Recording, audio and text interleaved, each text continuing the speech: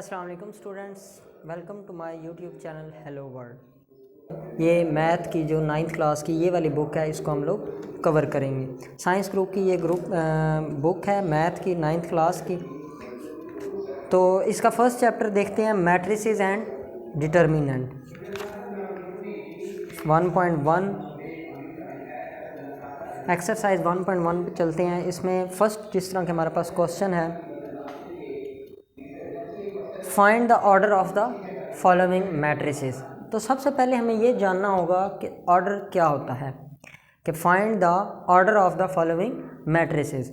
तो ऑर्डर क्या होता है? ऑर्डर ये होता है कि कॉलम और रो का हमें पता लगाना होता है कि एक मैट्रिक्स के अंदर कितने कॉलम हैं और कितने रोज़ हैं। अब जिस तरह फॉर एग्जांपल, जिस तरह ये क्वेश्चन नंबर 1 का ये फर्स्ट पार्ट है, इसमें हमारे पास मैट्रिक्स दी हुई है ए, और उस मैट्रिक्स में हमारे पास 2, 3, -5 और 6 हमारे पास 4 एलिमेंट्स हैं। तो इन एलिमेंट्स में हमने ऑर्डर बताना है। तो ऑर्डर क्या होता है मैंने आपको पहले बताया, नंबर ऑफ़ रोज़ और नंबर ऑफ़ कॉलम हमने बताने हैं। तो नंबर ऑफ़ रोज़ हमारे पास जो इस तरह होता है वो नंबर ऑफ़ रोज़, ये हमारे पास क्या है, नंबर ऑफ़ रोज़ हैं ये।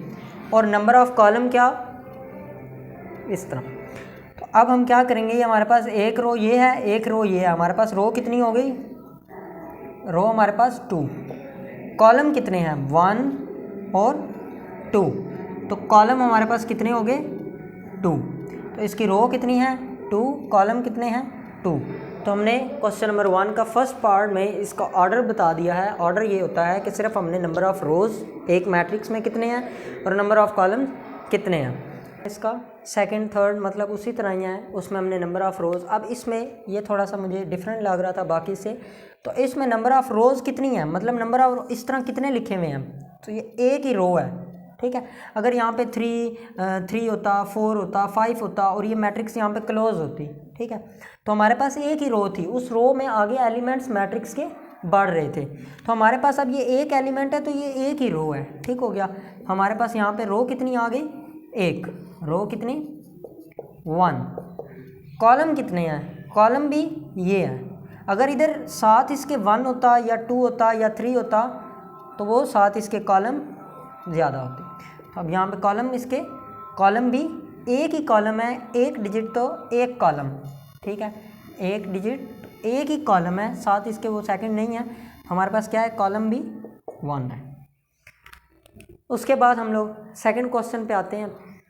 सेकंड क्वेश्चन में वो कहता है, इसके आगे पार्ट्स भी बिल्कुल इसी तरह ही हैं। आगे हमारे पास अगर ये पेज नंबर जो है हमारे पास 4, पेज नंबर 4 पे अगर आप इस बुक की एक्सरसाइज देखेंगे तो क्वेश्चन नंबर 1 का ये जी पार्ट है, इसकी भी हमारे पास 3 रोज़ और 3 कॉलम है, ठीक है। आगे एच है, तो इसमें हमारे पास 2 रोज़ हैं। कितनी रोज़ हैं, 2 रोज़ हैं, और कॉलम हमारे पास कितने हैं, 3 कॉलम्स हैं। 2 रोज़ हैं और 3 कॉलम्स हैं। उसके बाद सेकंड क्वेश्चन पे आ जाते हैं, which of the following matrices are equal. तो मैट्रिसेस मतलब कि इसमें वो क्या कह रहे हैं कि matrices are equal, which of the following matrices are equal. तो मतलब कि कौन सी मैट्रिक्स आपस में इक्वल है। अब हमने मतलब कि ये इंसान इसके बराबर है, इक्वल है, ये दोनों इंसान इक्वल हैं, तो हमने दो इंसानों का आपस में कंपैरिजन करना है। एक इंसान को तो हमने भाई ये इक्वल है, भाई किसकी इक्वल है, तो ये हमें इक्वल में हमेशा हमारे पास 2 मैट्रिसेस होती हैं। कितने, 2 मैट्रिसेस होते हैं, जिनको हम क्या करते हैं, कंपेयर करते हैं आपस में, क्या ये मैट्रिक्स जो है इस मैट्रिक्स के इक्वल है या नहीं है। तो इसके लिए हमें गिवन होंगी 2 मैट्रिसेस। तो जिस तरह आप सेकंड क्वेश्चन में देख सकते हैं, हमारे पास उन्होंने काफ़ी ज़्यादा जे तक मैट्रिसेस दी हुई हैं। तो इन सब में से वो कह रहे हैं कि कौन सी मैट्रिक्स किसके इक्वल है। तो अगर आप पहली मैट्रिक्स देखें, उसमें हमारे पास क्या है, 3 मैट्रिसेस इक्वल। तो इक्वल में 2 बातें होती हैं। नंबर फर्स्ट बात है कि दोनों मैट्रिसेस, इन दोनों मैट्रिसेस का ऑर्डर क्या हो, इक्वल हो। क्या होता है कि हमारे पास ऑर्डर जो है वो इक्वल होना चाहिए। और दूसरी हमारे पास क्या है कि करस्पॉन्डिंग एंट्रीज, हमारे पास करस्पॉन्डिंग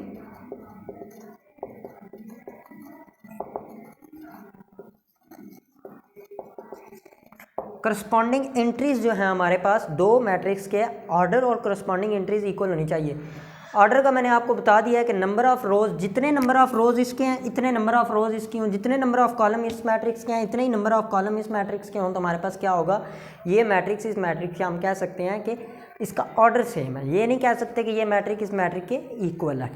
इक्वल तब होगी जब ये सेकंड कंडीशन को भी सेटिस्फाई करेगी। तो सेकंड कंडीशन हमारे पास क्या है कि करस्पॉन्डिंग एंट्रीज भी उनकी हमारे पास इक्वल होनी चाहिए। करस्पॉन्डिंग एंट्रीज क्या है, अगर इस मैट्रिक्स में 3 लिखा हुआ है तो इधर भी 3 होना चाहिए। अगर यहाँ पे एक मैट्रिक्स है इसमें 2 3 1 0 है और ये मैट्रिक्स है इसमें, तो इसका फर्स्ट चैप्टर देखते हैं, मैट्रिसेस एंड डिटर्मिनेंट 1.1 एक्सरसाइज 1.1 पे चलते हैं। इसमें फर्स्ट जिस तरह के हमारे पास क्वेश्चन है, find the order of the following matrices. तो सबसे पहले हमें ये जानना होगा कि ऑर्डर क्या होता है, कि find the order of the following matrices. तो ऑर्डर क्या होता है, ऑर्डर ये होता है कि कॉलम और रो का हमें पता लगाना होता है कि एक मैट्रिक्स के अंदर कितने कॉलम हैं और कितने रोज़ हैं। अब जिस तरह फॉर एग्जांपल, जिस तरह ये क्वेश्चन नंबर 1 का ये फर्स्ट पार्ट है, इसमें हमारे पास मैट्रिक्स दी हुई है ए और उस मैट्रिक्स में हमारे पास 2 3 -5 और 6 हमारे पास 4 एलिमेंट्स हैं। तो इन एलिमेंट्स में हमने ऑर्डर बताना है। तो ऑर्डर क्या होता है, मैंने आपको पहले बताया, नंबर ऑफ़ रोज़ और नंबर ऑफ़ कॉलम हमने बताने हैं। तो नंबर ऑफ़ रोज़ हमारे पास जो इस तरह होता है वो नंबर ऑफ़ रोज़, ये हमारे पास क्या है, नंबर ऑफ़ रोज़ हैं ये, और नंबर ऑफ़ कॉलम क्या, इस तरह। तो अब हम क्या करेंगे, ये हमारे पास एक रो ये है, एक रो ये है, हमारे पास रो कितनी हो गई, रो हमारे पास 2, कॉलम कितने हैं 1 और 2, तो कॉलम हमारे पास कितने हो गए 2, तो इसकी रो कितनी है 2, कॉलम कितने हैं 2। तो हमने क्वेश्चन नंबर 1 का फर्स्ट पार्ट में इसका ऑर्डर बता दिया है। ऑर्डर ये होता है कि सिर्फ हमने नंबर ऑफ़ रोज़ एक मैट्रिक्स में कितने हैं और नंबर ऑफ़ कॉलम कितने हैं। उसके बाद हमारे पास इसका क्वेश्चन नंबर 2 है, उसमें f = 2 हमें बताया हुआ है। ये 6th पार्ट है इसका, सेकंड थर्ड मतलब उसी तरह ही है, उसमें हमने नंबर ऑफ़ रोज़। अब इसमें ये थोड़ा सा मुझे डिफरेंट लग रहा था बाकी से, तो इसमें नंबर ऑफ़ रोज़ कितनी है, मतलब नंबर ऑफ इस तरह कितने लिखे हुए हैं, तो ये एक ही रो है, ठीक है। अगर यहाँ पे 3 होता, 4 होता, 5 होता और ये मैट्रिक्स यहाँ पे क्लोज होती, ठीक है, तो हमारे पास एक ही रो थी, उस रो में आगे एलिमेंट्स मैट्रिक्स के बढ़ रहे थे। तो हमारे पास अब ये एक एलिमेंट है तो ये एक ही रो है, ठीक हो गया। हमारे पास यहाँ पे रो कितनी आ गई, एक रो कितनी 1, कॉलम कितने हैं, कॉलम भी ये है।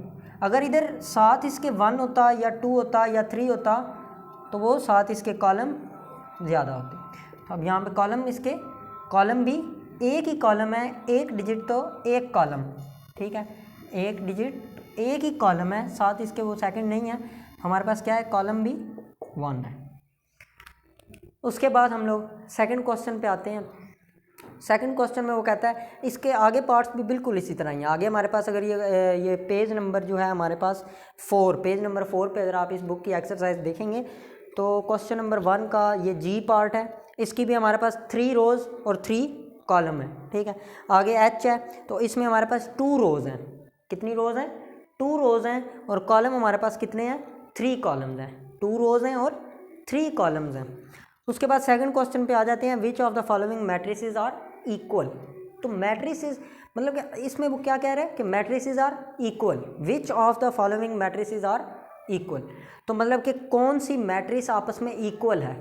अब हमने मतलब कि ये इंसान इसके बराबर है, इक्वल है, ये दोनों इंसान इक्वल हैं, तो हमने 2 इंसानों का आपस में कंपैरिजन करना है। एक इंसान को तो हमने भाई ये इक्वल है, भाई किसकी इक्वल है, तो ये हमें इक्वल में हमेशा हमारे पास 2 मैट्रिसेस होती हैं, कितने 2 मैट्रिसेस होते हैं, जिनको हम क्या करते हैं कंपेयर करते हैं आपस में, क्या ये मैट्रिक्स जो है इस मैट्रिक्स के इक्वल है या नहीं है। तो इसके लिए हमें गिवन होंगी 2 मैट्रिसेस।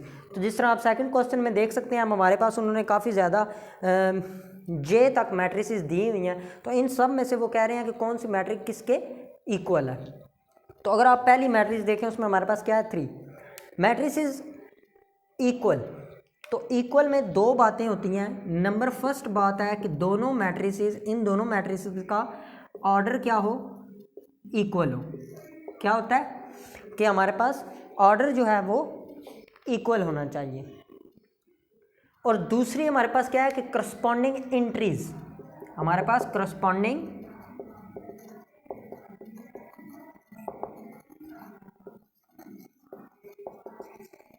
करस्पॉन्डिंग एंट्रीज जो है हमारे पास दो मैट्रिक्स के ऑर्डर और करस्पॉन्डिंग एंट्रीज इक्वल होनी चाहिए।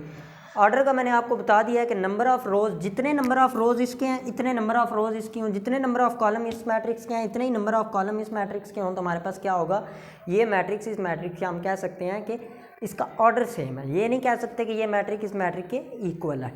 इक्वल तब होगी जब ये सेकंड कंडीशन को भी सेटिस्फाई करेगी। तो सेकंड कंडीशन हमारे पास क्या है कि करस्पॉन्डिंग एंट्रीज भी उनकी हमारे पास इक्वल होनी चाहिए। करस्पॉन्डिंग एंट्रीज क्या है, अगर इस मैट्रिक्स में 3 लिखा हुआ है तो इधर भी 3 होना चाहिए। अगर यहाँ पे एक मैट्रिक्स है इसमें 2 3 1 0 है और ये मैट्रिक्स है इसमें 2 3 0 और 1 ही होना चाहिए। अब सबसे पहले हम इसके नंबर ऑफ रोज और कॉलम देखें तो नंबर ऑफ रोज 1 2 रोज और 2 कॉलम है, 2 रोज और 2 कॉलम इस मैट्रिक्स से, इस मैट्रिक्स के भी 2 रोज और 2 कॉलम, मतलब फर्स्ट कंडीशन इन दोनों की सेटिस्फाई हो रही है।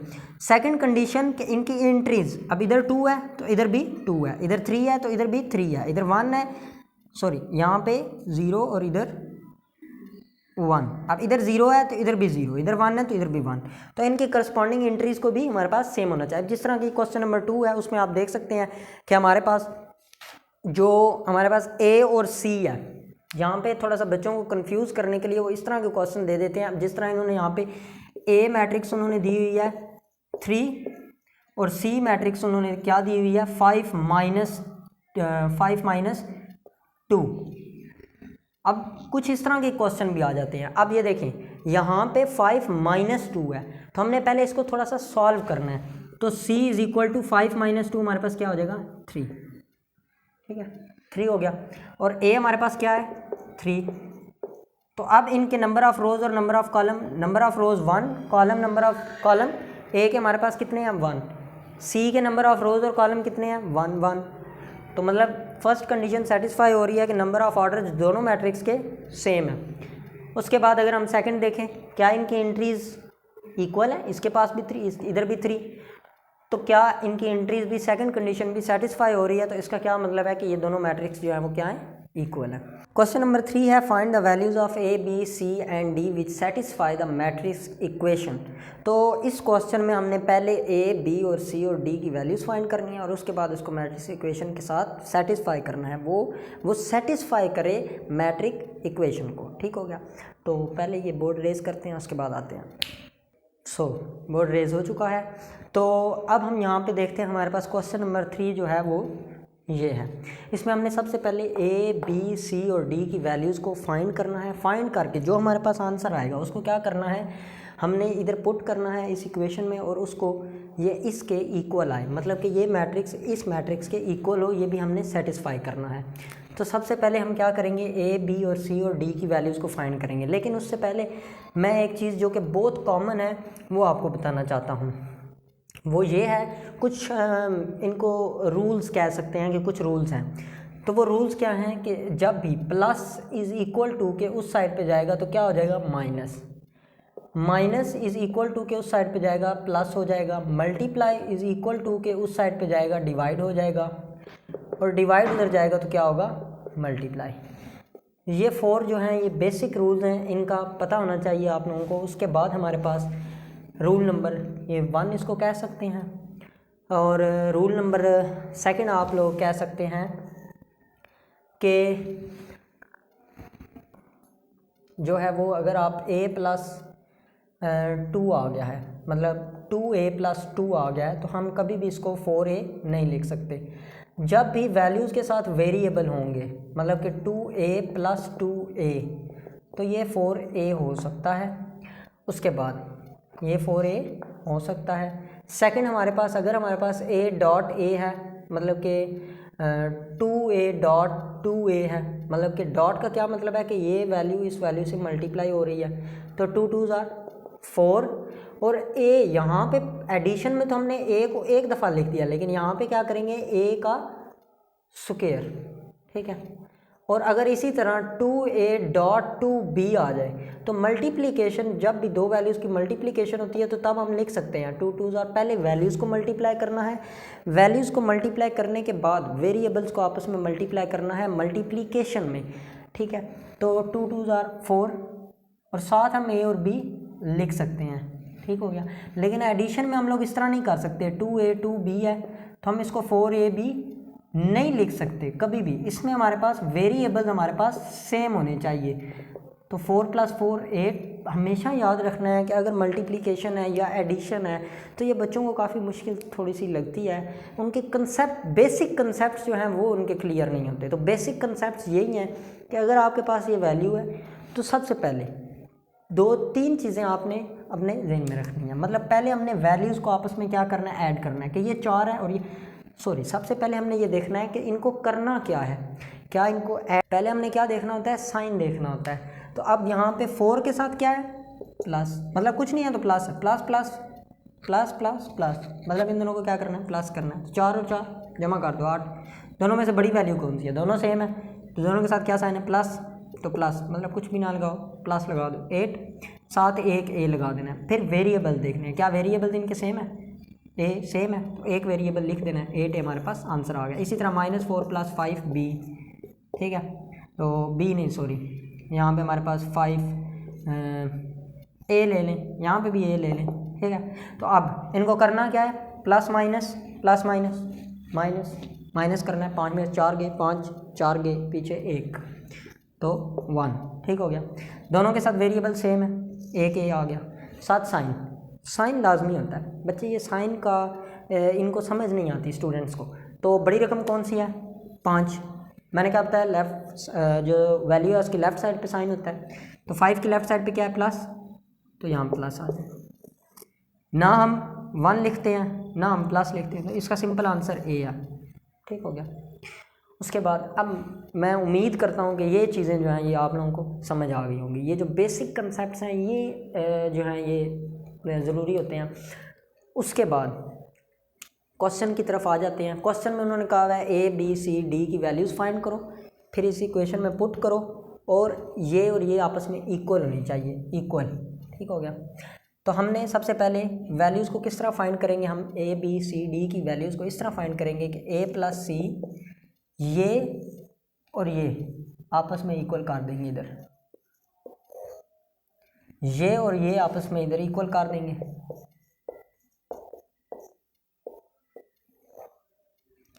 ये c - 1 3 के इक्वल कर देंगे और 4 पे हमारे पास क्या है,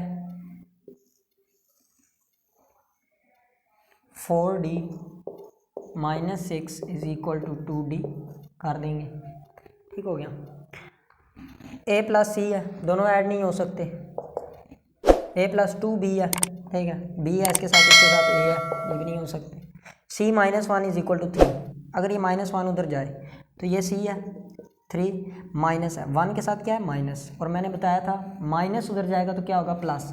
1 की लेफ़्ट साइड पे क्या है, माइनस, मतलब इसका साइन 1 का साइन क्या है, माइनस। तो जब 1 उधर जाएगा तो माइनस जो है जब उधर जाएगा तो क्या हो जाएगा, प्लस, मतलब 1 के साथ प्लस होगा लेफ़्ट साइड पे, 1 की लेफ़्ट साइड पे प्लस आ जाएगा। तो c हमारे पास क्या आ गया, 4, ठीक हो गया। अब ये c हमने इधर पुट कर देना है इस जगह पे, इधर a + 4 = 0, ठीक हो गया। अब ये 4 उस साइड पे चला जाएगा, अपने साइन को अपने साथ लेके जाएगा, तो +4 है, इधर आके -4, a की वैल्यू आ गई, c की वैल्यू आ गई, a की वैल्यू इसमें पुट कर देते हैं, ये -4 + 2b -7, a की जगह पे, इस डब्बे की जगह पे क्या लिख दिया, -4, क्योंकि ये दोनों इक्वल हैं, ठीक हो गया। अब -4 2b के साथ ऐड नहीं हो सकता, सब्ट्रैक्ट नहीं हो सकता, क्यों नहीं हो सकता, क्योंकि इनके वेरिएबल सेम नहीं है, तो -4 उधर चला जाएगा, 2b। अब इसके साथ प्लस है तो प्लस हमने लिखा हुआ है, लेकिन इधर हम प्लस ज़रूरत नहीं है, -7, तो ये 4 जब उधर जाएगा, साथ इसका साइन भी तो है ना, जब माइनस उधर जाता है तो क्या होता है, प्लस होता है, तो 4 के साथ प्लस आ गया।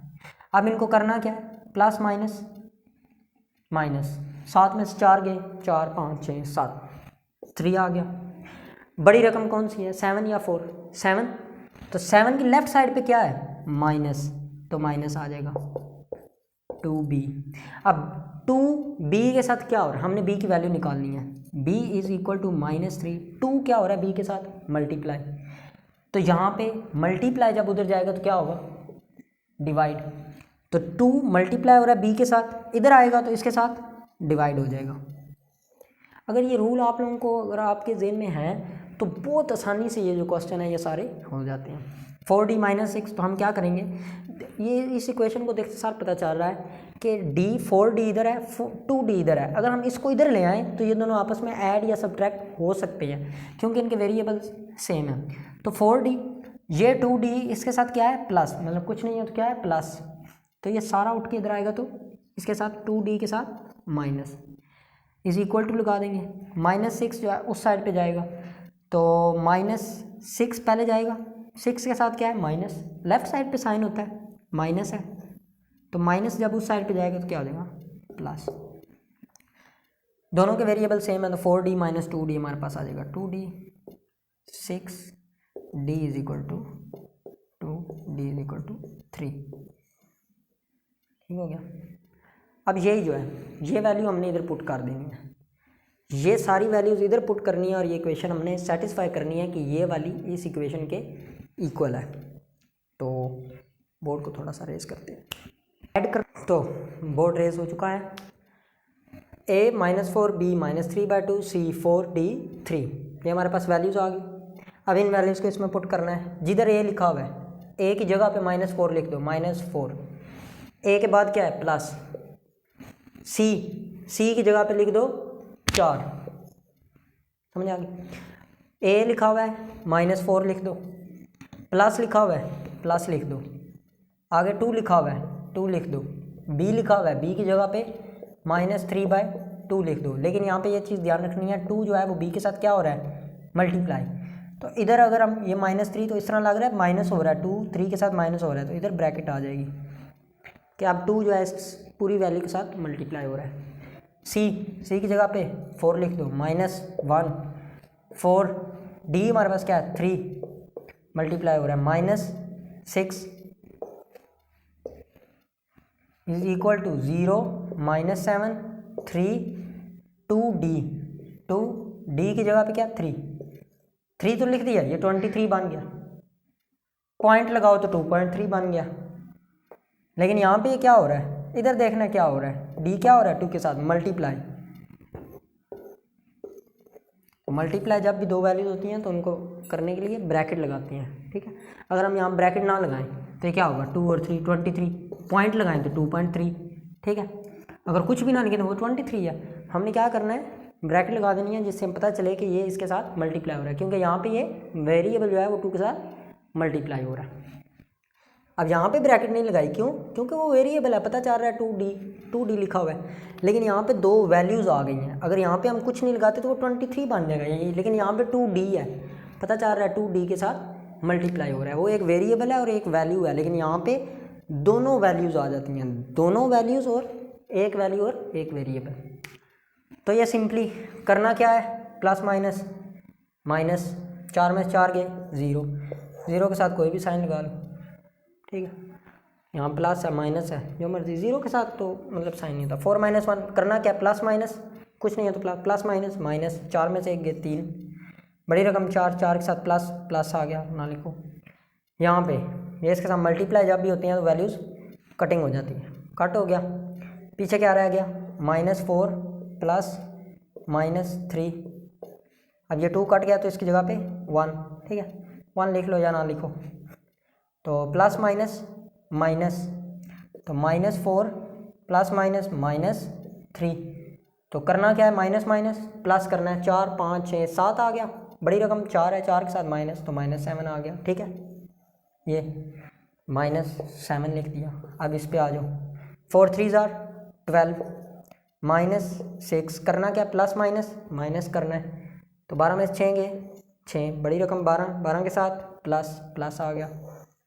ये इस साइड पे आ जाओ, 0 -7 3, 2 को 3 के साथ मल्टीप्लाई करो 6, क्या ये इक्वेशन उस इक्वेशन को सेटिस्फाई कर रही है? जी हाँ, बिल्कुल कर रही है। तो हमारी यहाँ पे जो है वो एक्सरसाइज 1.1 जो है वो ख़त्म हो गई है। अब नेक्स्ट वीडियो में हम लोग 1.2 एक्सरसाइज स्टार्ट करेंगे। थैंक यू, और चैनल को लाइक और सब्सक्राइब करना मत भूलिएगा। थैंक यू, अल्लाह हाफिज़।